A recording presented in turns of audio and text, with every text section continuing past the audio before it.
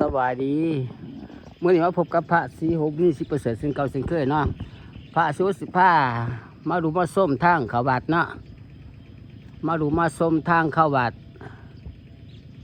พระตุคงยังบ่ทันสำเร็จเด้อ FC ลาวไทยต่างประเทศให้เขาดูเข้าชมช่องยูทูบของพระสีหกบุญนี่10%ให้เด้อกดไลค์กดแชร์เนาะกดติดตามเนาะกดไลค์กดแชร์กดติดตามให้เด้อ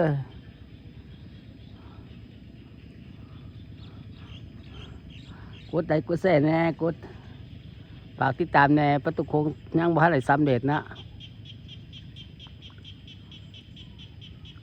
ประตูวัดบรฟ้าบ้านทั้งแห่งเมืองคงสรวนแข็งสารวาน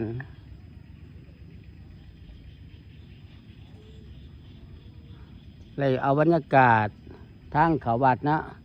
มาให้ดูให้ชมให้FCลาวไทยต่างประเทศเขารู้เขาชมซ่องยูทูบของพระสีโหบุญนี่10%ช่องยูทูบของพระสีโหบุญนี่10%เด้อกดไลค์กดแชร์เนาะกดติดตามให้เนาะฝากติดตามให้เด้อฝากติดตามช่องให้เด้อช่องยูทูบของพระสีโหบุญนี่10%นะกดไลค์กดแชร์กดติดตามให้เนาะ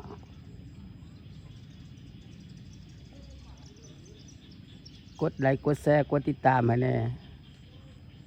ภาพบรรยากาศให้รู้ให้ชมคำแพทย์กับท่านโบกนะคำแพทย์กับท่านโบก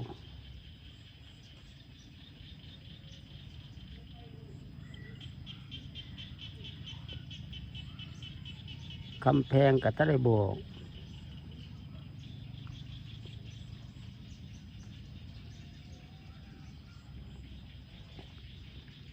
ฝากติดตามช่องยูทูบของพระสีโหบุญนี่10%เด้อกดไลค์กดแชร์เนาะกดติดตามให้เนาะ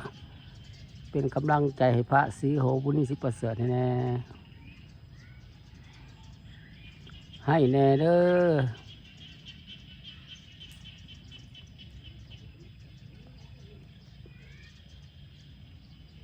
ภาพบรรยากาศทางเขาวัดเนาะไล่เอามาให้ดูให้ชม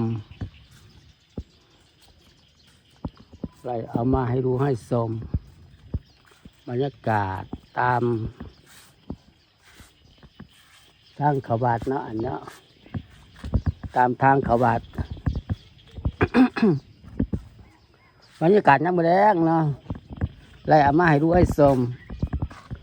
บรรยากาศน้ำแรงได้เอามาให้ดูให้ชม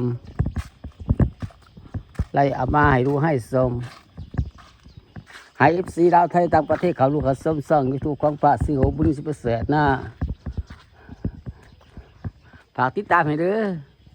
ฝากติดตามช่องยูทูบของพระสีโหบุญนี่10%แน่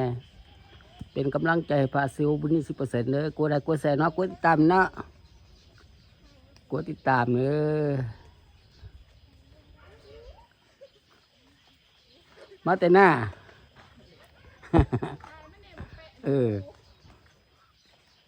มาแต่หน้าย้ำให้ย้ำหน้าเนาะ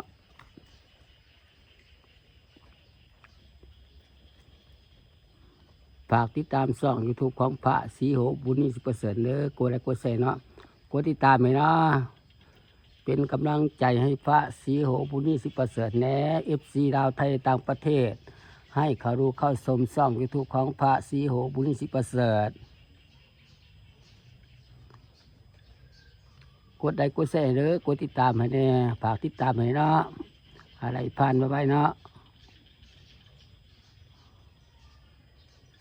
กดไลค์กดแชร์ให้แน่กดติดตามให้เด้อ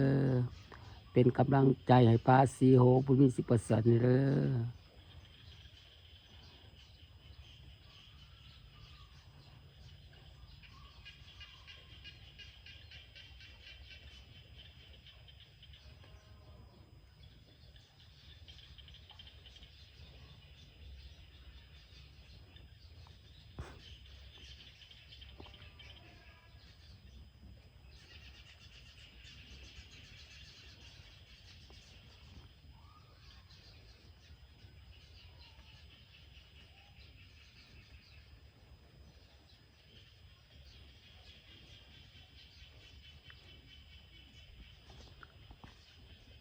คลิปนี้